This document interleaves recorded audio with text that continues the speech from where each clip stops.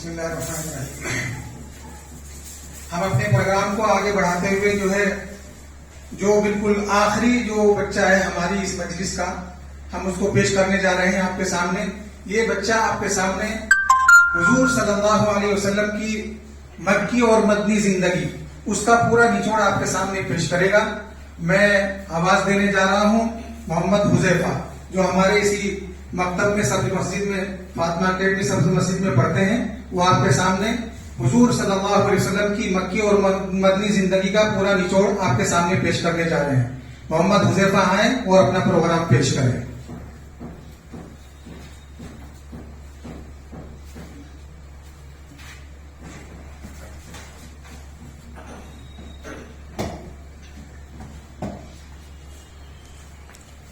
الحمد لله رب العالمين والصلاة والسلام على رسوله الكريم. أما بعد فأعوذ بالله من الشيطان الرجيم. بسم الله الرحمن الرحيم. لقد كان لكم في رسول الله أسوة حسنة لمن كان يرجو الله واليوم الآخر وذكر الله كثيرا. ذکر رسول کر نہیں سکتے زبان سے، ذکر رسول کر نہیں سکتے زبان سے، توفیق جب تلک نہ ملے آسمان سے.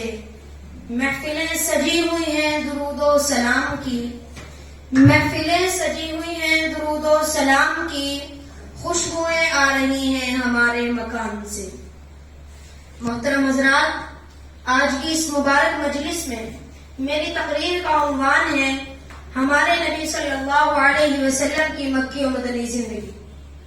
حضرات، جو آیت میں نے خطبے میں تلاوت کی ہے، اس کا ترجمہ یہ ہے: اے مسلمانوں، تمہارے لیے اللہ کے رسول صلی اللہ علیہ وسلم ایک بہترین نمونہ ہے. حضرات، ہمارے نبی صلی اللہ علیہ وسلم کے دنیا میں تشریف لانے سے پہلے برائیاں عام تھی. لوگ اللہ تعالیٰ کو اور اس کے احکام کو بالکل بھول چکے تھے. ایسے وقت میں اللہ تعالیٰ نے ہمارے نبی صلی اللہ علیہ وسلم کو ساری دنیا کی ہدایت کے لیے بھیجا. چنانچہ ہمارے نبی صلی اللہ علیہ وسلم کی ولادت ماہ ربیع الاول میں دنیا کے سب سے پرانے اور مقدس شہر مکہ مکرمہ میں ہوئی. ہمارے نبی صلی اللہ علیہ وسلم کے والد عبداللہ کی وفات آپ صلی اللہ علیہ وسلم کی پیدائش سے پہلے ہی ہو چکی تھی. 6 برس کی عمر میں آپ صلی اللہ علیہ وسلم کی والدہ کا بھی انتقال ہو گیا. پھر آپ صلی اللہ علیہ وسلم اپنے دادا عبد المطلب کے پاس رہے. 2 برس کے بعد آپ صلی اللہ علیہ وسلم کے دادا بھی اس دنیا سے چل بسے. اس کے بعد آپ صلی اللہ علیہ وسلم اپنے چچا ابو طالب کے پاس رہے. آپ صلی اللہ علیہ وسلم بچپن ہی سے بہت نیک تھے. عرب میں آپ صلی اللہ علیہ وسلم کی سچائی اور امانت داری تو بہت مشہور تھی، اور یہی وجہ ہے کہ حضرت خدیجہ رضی اللہ عنہا جیسی شریف اور مالدار خاتون نے آپ صلی اللہ علیہ وسلم کو نکاح کا پیغام دیا، اور آپ صلی اللہ علیہ وسلم کا نکاح حضرت خدیجہ رضی اللہ عنہا سے ہو گیا. اس وقت آپ صلی اللہ علیہ وسلم کی عمر 25 سال تھی اور حضرت خدیجہ رضی اللہ عنہا کی عمر 40 سال تھی. پھر جب آپ صلی اللہ علیہ وسلم کی عمر مبارک 40 سال کی ہوئی تو اللہ تعالیٰ نے آپ صلی اللہ علیہ وسلم کو غار حرا میں نبوت سے سرفراز فرمایا.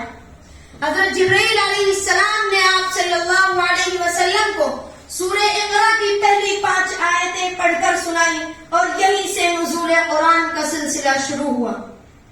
نبوت ملنے کے بعد ہمارے نبی صلی اللہ علیہ وسلم نے لوگوں کو توحید و رسالت کی دعوت دینی شروع کر دی.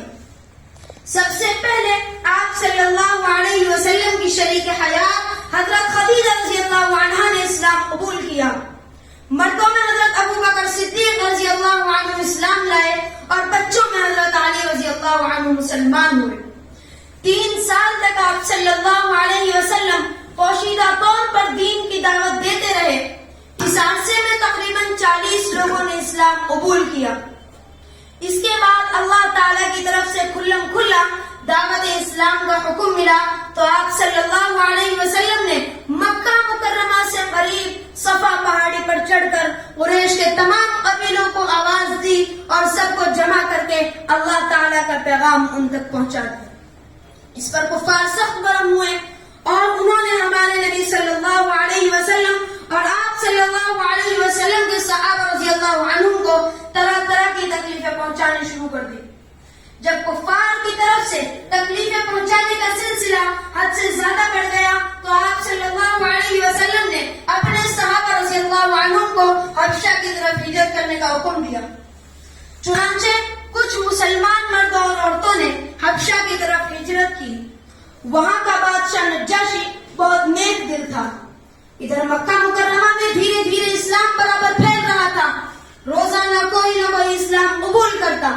دشمنوں کو بہت فکر ہوئی اور انہوں نے ہمارے نبی صلی اللہ علیہ وسلم اور آپ صلی اللہ علیہ وسلم کے صحابہ رضی اللہ عنہم کا بائیکاٹ کیا۔ حضور صلی اللہ علیہ وسلم اپنے صحابہ رضی اللہ عنہم کے ساتھ شعب ابی طالب میں محصور ہو گئے، جہاں مسلمانوں کو سخت تکالیف کا سامنا کرنا پڑا۔ گھاٹی سے نجات پانے کے بعد نبوت کے 10ویں سال ہمارے نبی صلی اللہ علیہ وسلم کے مہربان چچا ابو طالب کا بھی انتقال ہو گیا۔ ابھی چچا کا غم تازہ تھا کہ ہمارے نبی صلی اللہ علیہ وسلم کی وفادار اور جانثار بیوی حضرت خدیجہ رضی اللہ عنہا کی بھی وفات ہو گئی، جس کی وجہ سے آپ صلی اللہ علیہ وسلم کو سخت صدمہ پہنچا، اور یہی وجہ ہے کہ اس سال کو آپ صلی اللہ علیہ وسلم نے غم کا سال قرار دیا۔ کفار مکہ اور مشرکین عرب کی طرف سے مسلسل تکلیفیں اٹھانے کے بعد اللہ تعالیٰ کی طرف سے آپ صلی اللہ علیہ وسلم پر ایک بڑا انعام یہ ہوا کہ آپ صلی اللہ علیہ وسلم کو معراج کا ایک عظیم الشان واقعہ پیش آیا، جس میں نماز کا تحفہ ملا۔ امت کو جہنم سے رہا کون کرے گا؟ امت کو جہنم سے رہا کون کرے گا؟ یہ کام محمد کے سوا کون کرے گا؟ کفار مکہ اور مشرکین عرب کی طرف سے مسلسل تکلیفیں اٹھانے کے بعد آپ صلی اللہ علیہ وسلم نے اپنے صحابہ رضی اللہ عنہم کو مدینہ کی طرف ہجرت کرنے کا حکم دیا۔ چنانچہ وہاں کچھ لوگ پہلے سے مسلمان ہو گئے تھے، اس طرح دھیرے دھیرے مسلمان ہجرت کر کے مدینہ چلے گئے۔ اب مکہ مکرمہ میں صرف ہمارے نبی صلی اللہ علیہ وسلم، حضرت ابوبکر صدیق رضی اللہ عنہ، حضرت علی رضی اللہ عنہ اور چند کمزور مسلمان باقی رہ گئے تھے۔ پھر جب آپ صلی اللہ علیہ وسلم ہجرت فرما کر مدینہ پہنچے تو مدینہ والوں نے آپ صلی اللہ علیہ وسلم کا زبردست استقبال کیا، اور آپ صلی اللہ علیہ وسلم نے حضرت ابو ایوب انصاری رضی اللہ عنہ کے گھر قیام فرمایا۔ مدینہ پہنچ کر آپ صلی اللہ علیہ وسلم نے سب سے پہلے اللہ تعالیٰ کی عبادت اور نماز کے لیے مسجد بنائی، جسے مسجد نبوی کہتے ہیں، اور آپ صلی اللہ علیہ وسلم نے مدینے کے یہودیوں سے صلح کر لی۔ یہودیوں نے ظاہر میں صلح کر لی، لیکن وہ اندر اندر جلتے رہے۔ وہاں کچھ لوگ ایسے بھی تھے جو ظاہر میں تو کلمہ پڑھ کر مسلمان ہو گئے تھے، لیکن وہ اندرونی طور پر مسلمانوں کے سخت مخالف اور دشمن تھے۔ انہیں منافقین کہا جاتا ہے۔ ہجرت کے دوسرے سال مسلمانوں کو ایک جنگ لڑنی پڑی۔ یہ اسلام کی پہلی جنگ تھی، جسے جنگ بدر کہتے ہیں، جس میں مسلمانوں کی تعداد صرف 313 تھی اور کفار کی تعداد 1000 کے قریب تھی، لیکن اس کے باوجود مسلمان اللہ تعالیٰ کی مدد سے اس جنگ میں جیت گئے اور کافر ہار گئے۔ اس کے ایک سال کے بعد بدر کی لڑائی احد کی لڑائی پیش آئی، جس میں مسلمانوں کو سخت آزمائش کا سامنا کرنا پڑا، اور آپ صلی اللہ علیہ وسلم کے 2 دانت مبارک بھی شہید ہو گئے، اور آپ صلی اللہ علیہ وسلم کو 70 ساتھی بھی شہید ہو گئے۔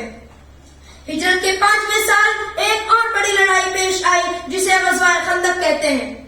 مکہ کے کافروں نے یہودیوں کے بھڑکانے سے مسلمانوں کے خلاف 10,000 کی فوج تیار کی اور مدینے پر حملے کی نیت سے بڑھنے لگے۔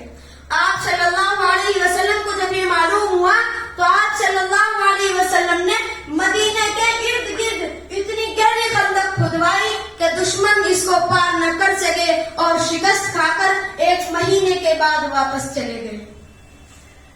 سن 6 ہجری میں آپ صلی اللہ علیہ وسلم نے اپنے 1400 ساتھیوں کے ساتھ عمرے کا ارادہ فرمایا اور مدینے سے سفر کر کے مکہ مکرمہ سے قریب حدیبیہ نامی کنویں کے پاس قیام فرمایا. مکہ کے کافروں کو جب یہ معلوم ہوا تو انہوں نے جنگ کی تیاری شروع کر دی. حضور صلی اللہ علیہ وسلم نے حضرت عثمان رضی اللہ عنہ کے ذریعے ان تک یہ پیغام پہنچایا کہ ہم لڑنے نہیں آئے ہیں بلکہ عمرہ کرنے آئے ہیں. لیکن کفار نہ مانے اور اس شرط پر صلح کے لیے تیار ہو گئے کہ مسلمان اس سال واپس چلے جائیں اور آئندہ سال آ کر اس عمرے کی قضا کریں. مسلمانوں کو یہ صلح بالکل پسند نہیں آ رہی تھی، لیکن اللہ تعالیٰ نے اسی کو فتح کی نشانی قرار دیا. صلح حدیبیہ کے بعد مسلمانوں کو ذرا اطمینان حاصل ہوا اور بہت سارے لوگ مسلمان ہونے لگے. اس زمانے میں آپ صلی اللہ علیہ وسلم نے بہت سے بادشاہوں کے نام خطوط بھی لکھے اور انہیں اسلام کی دعوت دی، لیکن کفار زیادہ عرصے تک صلح پر قائم نہیں رہ سکے اور انہوں نے صلح توڑ دی. سن 8 ہجری میں آپ صلی اللہ علیہ وسلم یہودیوں سے مقابلے کے لیے روانہ ہوئے. مسلمانوں کی شان و شوکت دیکھ کر یہودی ڈر گئے اور مقابلے کی ہمت نہ کر سکے اور بالآخر اللہ تعالیٰ کی مدد سے مکہ فتح ہو گیا. پھر آپ صلی اللہ علیہ وسلم نے تمام کفار کو معاف کر دیا اور آپ صلی اللہ علیہ وسلم نے اللہ تعالیٰ کے گھر کو بتوں سے صاف کیا اور ہر جگہ توحید کا نعرہ بلند کیا. جب ہر طرف اسلام کا بول بالا ہو گیا تو آپ صلی اللہ علیہ وسلم نے سن 10 ہجری میں اپنے 1 لاکھ سے زائد صحابہ کے ساتھ حج کیا. یہ آپ صلی اللہ علیہ وسلم کا آخری حج تھا جسے حجۃ الوداع کہتے ہیں. جب ہر طرف اسلام کا کلمہ بلند ہو گیا تو اللہ تعالیٰ نے آپ صلی اللہ علیہ وسلم کو اپنے پاس بلانے کا ارادہ فرمایا. چنانچہ سفر حج سے لوٹنے کے 3 مہینے بعد آپ صلی اللہ علیہ وسلم کی طبیعت خراب ہونے لگی، لیکن آپ صلی اللہ علیہ وسلم برابر نماز پڑھانے تشریف لے جاتے رہے اور آخر میں طبیعت اتنی زیادہ خراب ہو گئی کہ آپ صلی اللہ علیہ وسلم کی چلنے کی طاقت بھی ختم ہو گئی. پھر آپ صلی اللہ علیہ وسلم نے حضرت ابو بکر صدیق رضی اللہ عنہ کو اسلام نماز پڑھانے کا حکم دیا اور آخر میں طبیعت اتنی زیادہ خراب ہو گئی کہ آپ صلی اللہ علیہ وسلم بار بار بے ہوش ہونے لگے. اس بے چینی کے حالت میں بھی آپ صلی اللہ علیہ وسلم بار بار یہ فرما رہے تھے کہ تم لوگ نماز کو کبھی نہ چھوڑنا اور دشمنوں کے ساتھ نیک برتاؤ کرنا. اور بالآخر 12 ربیع الاول سن 11 ہجری کو پیر کے دن آپ صلی اللہ علیہ وسلم کی روح مبارک جسم اتھر سے نکل گئی اور آپ صلی اللہ علیہ وسلم اپنے خالق حقیقی سے جا ملے. اس شعر کے ساتھ میں اپنی تقریر کو ختم کرتا ہوں. ایک پلنگ ٹھہر جا ادب کا مقام آیا ہے، ایک پلنگ ٹھہر جا ادب کا مقام آیا ہے کہ تیری نوک پہ میرے محمد کا نام آیا ہے. وما علینا الا البلاغ.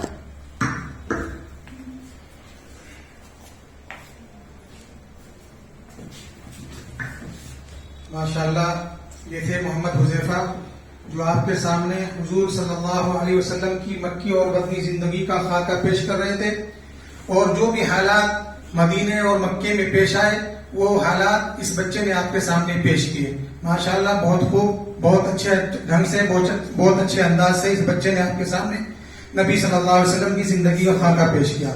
اللہ تعالی ہمارے بچوں کو اسی طرح پڑھنے پڑھانے کا شوق و ذوق عطا فرمائے اور سب لوگ جو یہاں تشریف لائے سب کا شکریہ اور سب کا خیر مقدم کرتے ہیں ہم.